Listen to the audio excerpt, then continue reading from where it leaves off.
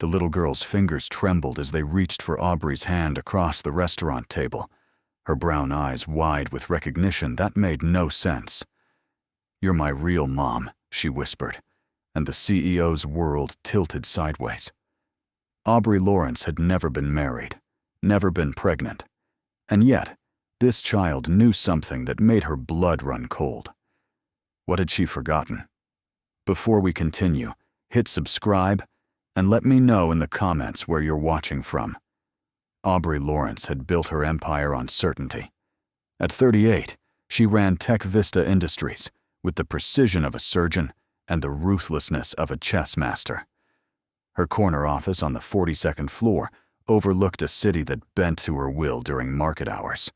She knew algorithms, profit margins, and hostile takeovers. She did not know blind dates. But Margaret, her assistant of 12 years, had worn her down like water on stone. The restaurant was understated elegance, low lighting, exposed brick, the kind of place where conversations happened in hushed tones. Aubrey arrived exactly on time, because late was lazy and early was desperate. She wore navy, always navy, her dark hair pulled back in a way that said she meant business, even when she was supposedly not conducting it. Sean Johnston stood when she approached the table. He was tall, lean, with the kind of face that had weathered something difficult and come out softer for it. His smile was uncertain, his handshake firm but brief. He taught literature at the university, Margaret had said. He had a daughter. His wife had died 3 years ago. Aubrey had almost canceled 7 times. "Thank you for coming," Sean said, and she heard genuine surprise in his voice, as though he had expected to eat alone.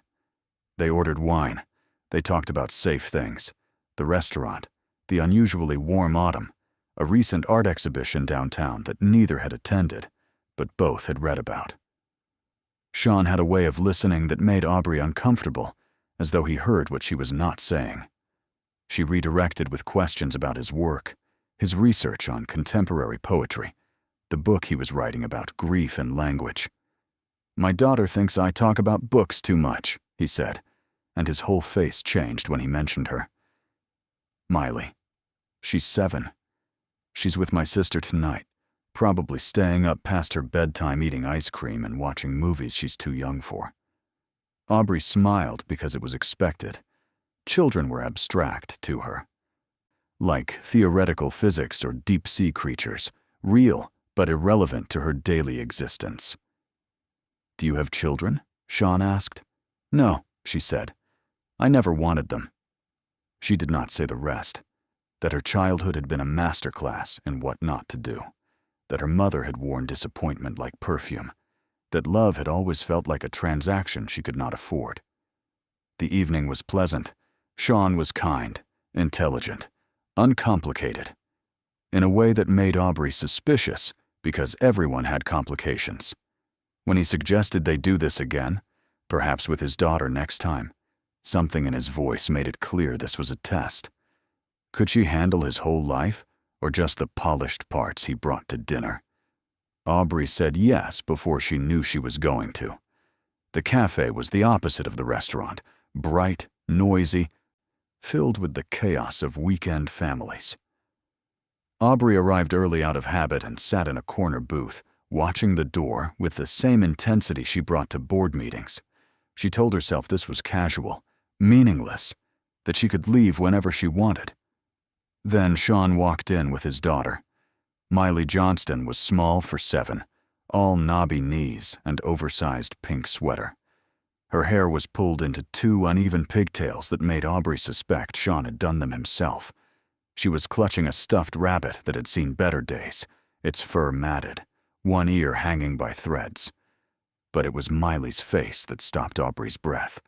The child looked at her through the cafe window before they even entered, and something passed across her features. Recognition, fear, hope, all tangled together like live wires. Her small body went rigid. Her mouth opened slightly. Sean noticed nothing, busy holding the door and guiding his daughter inside with gentle hands on her shoulders. But Miley's eyes never left Aubrey's face. "Miley, this is Ms. Lawrence," Sean said when they reached the table. "Remember I told you about her?" The little girl said nothing.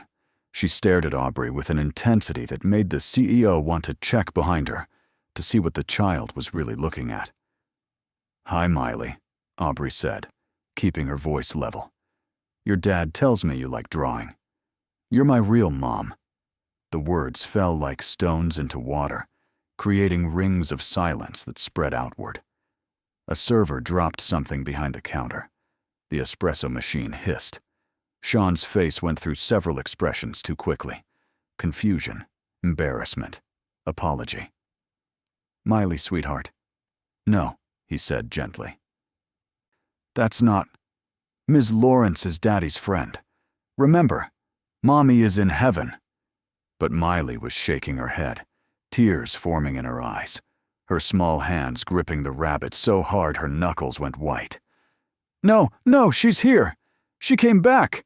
You promised you'd come back." Aubrey's throat closed. Her hands, which had signed million-dollar deals without trembling, were shaking against her coffee cup. She had no memory of this child, no explanation for the terror and certainty warring in Miley's eyes. "I think we should go," Sean said quietly, standing up, his face flushed with mortification. "I'm so sorry, Aubrey. She's been having these episodes lately. The child psychologist says it's about processing her mother's death, creating fantasy scenarios." "Wait," Aubrey heard herself say. "What did your wife look like?" Sean paused, his hands on Miley's shoulders. "I don't have a photo with me, but she was Spanish, like Miley. Black hair, about your height." He stopped, seeing something in Aubrey's face. "Why?" "Because Aubrey had woken up 3 years and 4 months ago in a hospital with no memory of the previous week. Because the doctors had called it a dissociative episode, stress-induced amnesia, nothing to worry about. Because she had been missing for 6 days and had never found out where she had gone. Because Miley was still staring at her with eyes that held secrets Aubrey could not access. "I need to use the restroom," she said, standing too quickly. The café tilted. She walked on unsteady legs toward the back of the building, past the bathrooms, out the emergency exit into an alley that smelled of old coffee grounds and rain. She leaned against the brick wall and tried to breathe. This was impossible. She had never been pregnant. She would remember giving birth, remember being a mother. The hospital had done tests, scans, but they had never checked for that, had they? She had never thought to ask. Aubrey's phone buzzed. Margaret. "Board meeting moved to Monday. You okay?" She did not answer. She stared at the message until the screen went dark, seeing instead Miley's small face, hearing those words. "You promised you'd come back." When she returned inside, Sean was alone at the table, his face creased with worry and apology. Miley was gone. "To the bathroom," he said, with his sister who had just arrived. He was talking, explaining, apologizing, but Aubrey heard only pieces. "Doesn't usually do this. Therapist says it's normal for grieving children. So sorry to put you through." "What was your wife's name?" Aubrey interrupted. Ivory Johnston." The name meant nothing. It should have meant nothing. But somewhere deep in Aubrey's chest, something cracked like ice. Aubrey did not go to the office on Monday. She called Margaret with the excuse that fooled neither of them, then sat in her apartment, surrounded by 3 years of calendar, searching for a week she could not remember. The dates were there, October 15th through October 21st, 3 years and 4 months ago. She had been working on the Sunrise acquisition then, 60-hour weeks, sleeping in her office, running on coffee and ambition. According to her calendar, she had meetings scheduled every day that week. According to the hospital records she had requested that morning, she had missed every single one.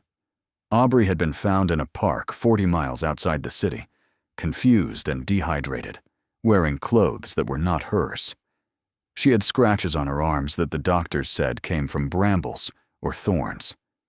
She had insisted she was fine, that she just needed to go home, that this was embarrassing and unnecessary. The doctors had recommended therapy. She had returned to work instead. Now, sitting in her apartment with medical records spread across her dining table, Aubrey saw what she had missed then, or what she had chosen not to see. There was a note from the emergency room physician. Patient claims last memory is October 14th. Neurological exam normal. Recommend psychiatric evaluation. Patient refused.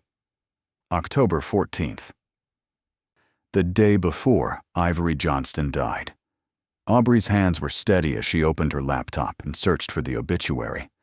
Ivory Johnston, 32, beloved wife and mother, passed suddenly on October 15th. Services held at Grace Memorial, survived by husband Sean and daughter Miley, age 4. Passed suddenly. Not died suddenly. Passed. Aubrey searched deeper. There were news articles, brief and buried. Woman dies in hiking accident. Professor's wife found dead on trail. Investigation closed after ruling accidental death. The accidents all gave the same location, Whitmore State, Johnston, 40 miles outside the city. The same park where Aubrey had been found 6 days later, with no memory and scratches on her arms. She picked up her phone, put it down, picked it up again. "Margaret," she said when her assistant answered. "I need you to find someone for me, quietly." Frank had the kind of face that forgot itself, useful in his line of work. He met Aubrey in a coffee shop in a neighborhood neither of them frequented, carrying a folder that he placed between them like a peace offering. "You're not going to like this," he said. Aubrey had paid him to trace Ivory Johnston's final days.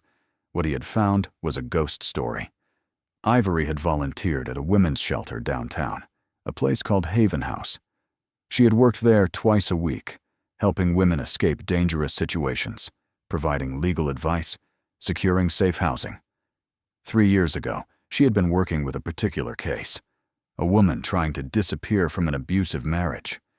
The woman's name had been redacted from all official records, erased so completely it was like she had never existed. But Frank had found a nurse who remembered her. Young, she had said, professional, terrified. She had shown up at the shelter with a story about a husband who had connections, money, the kind of power that made police reports disappear. The nurse remembered because the woman had a birthmark, Frank said, sliding a piece of paper across the table. "Right here." He tapped his left wrist. Aubrey's sleeve was long, navy like everything she wore. Slowly, she pulled it back. The birthmark was small, crescent-shaped, the color of old wine. She had always had it. It meant nothing, except that it meant everything. "Ivory Johnston was helping you disappear," Frank said quietly. "And then she died on a hiking trail that you both were on, and then you showed up 6 days later with amnesia." Aubrey's voice was ice. "Are you suggesting I killed her?" "I'm suggesting," Frank said carefully, "that you both met someone else on that trail, someone who didn't want your husband to lose his wife." He slid another paper across the table. A police report from 3 years ago, filed and then mysteriously closed. A man had been questioned about Ivory's death, a man who had been hiking the same trail that day.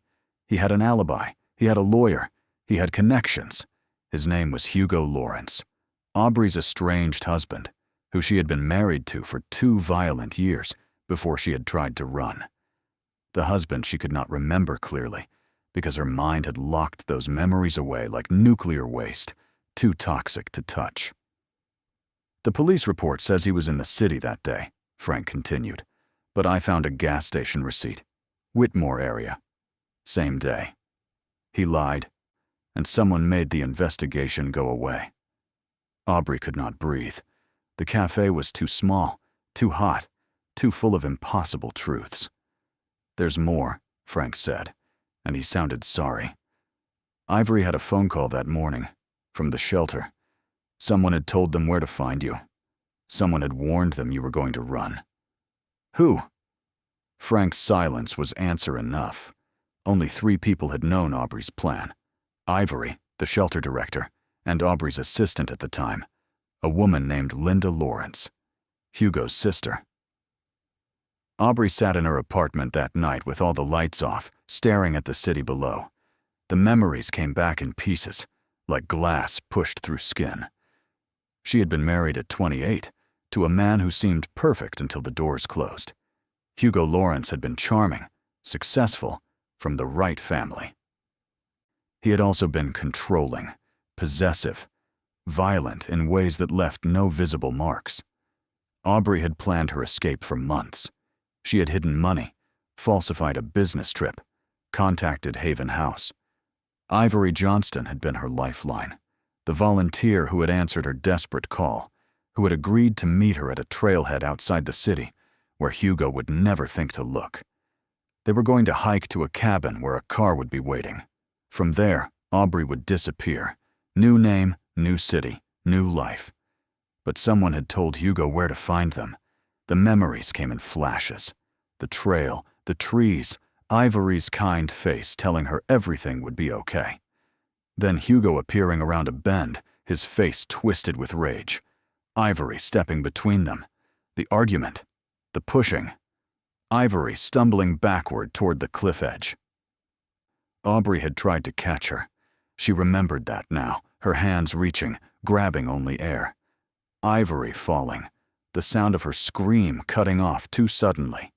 Hugo grabbing Aubrey, his hands on her throat, his voice in her ear. You did this. You killed her. If you tell anyone, I'll make sure everyone knows. I'll destroy you. Then nothing. 6 days of nothing, her mind protecting itself the only way it knew how. When Aubrey had woken up in the hospital, Hugo had been there, playing the concerned husband. He had whispered in her ear while the doctors were out of the room. You don't remember, because you can't handle what you did. Keep it that way. She had believed him, or her broken mind had believed him. She had gone back to work, filed for divorce on grounds of irreconcilable differences, paid him off to disappear quietly. He had taken the money and her guilt and vanished to France. But she had not killed Ivory Johnston. Hugo had.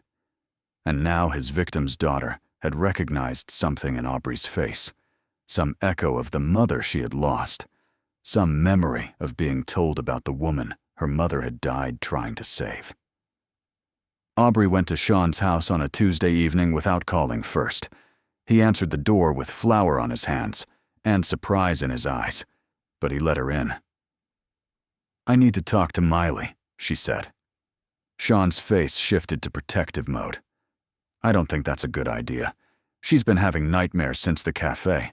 Her therapist says, I know who I am, Aubrey interrupted. I know what happened to Ivory. The color drained from Sean's face. What are you talking about? Your wife died trying to save me from my husband. And I think Miley knows more than she's saying. Aubrey told him everything. The missing week, the shelter, Hugo, the trail. She told him about Ivory's final moments, about the murder that had been ruled an accident, about the guilt that had been planted in her mind like a bomb. When she finished, Sean sat down heavily on his couch, his hands over his face. Ivory never told me, he whispered. She never told me she was working a dangerous case. She was protecting you, Aubrey said. And me. Miley, Sean called, his voice unsteady. Can you come here, sweetheart? The little girl appeared in the doorway, still in her school uniform, her rabbit clutched to her chest. When she saw Aubrey, she did not run or cry. She simply walked forward with the gravity of someone much older. Mommy told me about you, Miley said quietly. Before she went on the hike, she said she was going to help a princess escape from a bad king. She said if anything happened, I should remember your name. Aubrey. She made me practice saying it. Sean made a sound like something breaking. She showed me a picture, Miley continued, from the shelter. She said you were brave. She said you were going to have a new life. Aubrey knelt down so she was eye level with the child. Did your mother say anything else? Miley nodded slowly. Her small hand reached into her pocket and pulled out a folded piece of paper, worn soft from years of handling. She gave me this the morning she left. She said to keep it safe. She said someday you might need it. Aubrey unfolded the paper with shaking hands. It was a letter in Ivory's handwriting, dated the morning of her death. If you're reading this, something has gone wrong. Aubrey Lawrence came to the shelter because her husband Hugo was going to kill her. I believe her. I'm going to help her disappear today. If I don't come back, please give this letter to the police. Hugo Lawrence was seen threatening Aubrey outside the shelter last week. He followed her to our meeting place. If something happens to me, it's not an accident. Protect Aubrey. Help her finish what we started. And tell Miley her mother loved her more than anything. The letter was signed and dated. It was evidence. It was truth. It was Ivory Johnston reaching across 3 years to finish saving a woman she had died protecting. Why didn't you show this to anyone? Aubrey whispered. I was 4, Miley said simply. I couldn't read yet. By the time I could, everyone said Mommy's death was an accident. I didn't want Daddy to be more sad. Sean was crying silently, his whole body shaking. Miley went to him, still holding her rabbit, and Aubrey stood there with the letter in her hands, feeling the weight of a debt she could never repay. There's something else, Miley said, looking back at Aubrey. Mommy told me that if I ever met you, I should tell you. The Bad King is coming back. She said he wouldn't stay away forever. The words fell like ice water down Aubrey's spine. When did she say that? Sean asked, his voice sharp with fear. Last week, Miley said, in my dream. But it felt real, like when Mommy visits sometimes. Aubrey's phone buzzed. A text from an unknown number. Did you miss me? I heard you've been asking questions. Let's talk. Hugo was back, and he knew she remembered. Aubrey stood in the Johnston family's living room, with Ivory's letter in one hand and her phone in the other, feeling the walls of her carefully rebuilt life trembling. She looked at Sean, who was holding his daughter, like she might disappear. She looked at Miley, who had carried her mother's secret for 3 years in the pocket of her school uniform. She looked at the letter, evidence that could put Hugo away forever, or get her killed trying to use it. I need to go to the police, Aubrey said. Not alone, Sean said. He wiped his eyes and stood up, still holding Miley. Ivory died protecting you. I won't let her sacrifice be for nothing. Aubrey had built an empire on certainty, on control, on never needing anyone. But standing in this small house with this grieving family, she finally understood what Ivory had known all along. Some battles could not be won alone. Okay, she said. Together. Miley smiled for the first time, small but real. Mommy would like you, she said to Aubrey. She told me you were going to be okay. Aubrey's carefully constructed walls crumbled. She knelt down and let the little girl hug her. This child who had recognized not a mother, but a promise. The promise her real mother had died keeping. Outside, the city glittered with lights that looked like stars. Hugo was out there somewhere, circling back to finish what he had started. But Aubrey wasn't the terrified woman she had been 3 years ago. She had evidence, allies, and the ghost of Ivory Johnston standing watch. She had, for the first time in her life, something worth fighting for beyond herself. The battle was coming. But this time, she would not run.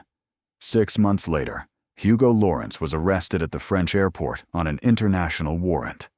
Ivory's letter, combined with Aubrey's testimony and reopened forensic evidence, proved what everyone had been paid to ignore. He had murdered Ivory Johnston and attempted to murder Aubrey. The trial lasted 3 weeks. He received 25 years without parole. Aubrey sold Tech Vista Industries. She used the money to establish the Ivory Johnston Foundation, a network of shelters with security, legal resources, and protection that actually worked. Margaret came with her as director of operations. Sean finished his book. He dedicated it to Ivory, who had taught him that love meant letting someone be brave even when it terrified you. The university granted him tenure. Miley started 3rd grade without nightmares. Her pigtails were still uneven. Sean still did them himself, but she smiled more. She kept her mother's letter in a frame above her desk, next to a new photo. Miley, Sean, and Aubrey at the foundation's opening ceremony, where Miley had cut the ribbon with oversized scissors while wearing her mother's volunteer badge. Aubrey never moved in with them. She kept her apartment, her independence, her navy suits. But she came for Sunday dinners, helped with homework, taught Miley about algorithms and ambition, and how to be soft without breaking. On the anniversary of Ivory's death, they hiked to the place where she had fallen. Aubrey placed white roses on the spot. Miley held her hand the whole way down. "Do you think Mommy knows?" Miley asked. "Yes," Aubrey said, and meant it. Sean stood apart, giving them space, his hand over his heart. The princess had escaped the bad king. The princess had found a family. Not the one she had planned for, not the one she thought she wanted, but the one that had saved her and let her save them back. Some debts could never be repaid, but they could be honored every single day.